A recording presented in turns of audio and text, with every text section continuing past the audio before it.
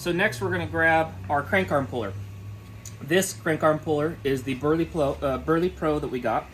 One of the things I like to do is first retract this inner item all the way into the inside of this outer shell. So now that it's retracted, we'll go ahead and just twist this in like you would any regular bolt.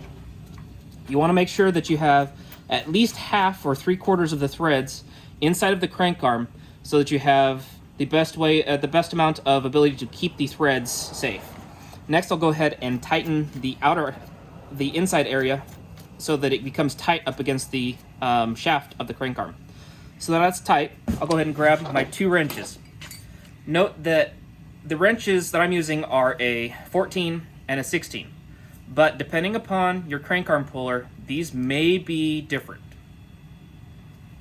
So I'll use the inside to hold, or the 16 to hold the outside steel, and I'll use the 14 to go ahead and tighten the inside. So what this is doing is this is pushing in to pull the crank arm out.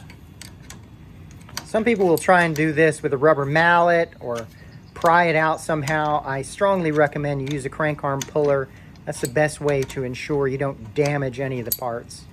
Now this may be a little bit tight. Remember that crank arms are actually pressed onto the shaft. So I've gotten it loosened up now, and you can see that the crank arm is becoming loose and looser. So now it's off. We go ahead and back out the inside and back out the outside.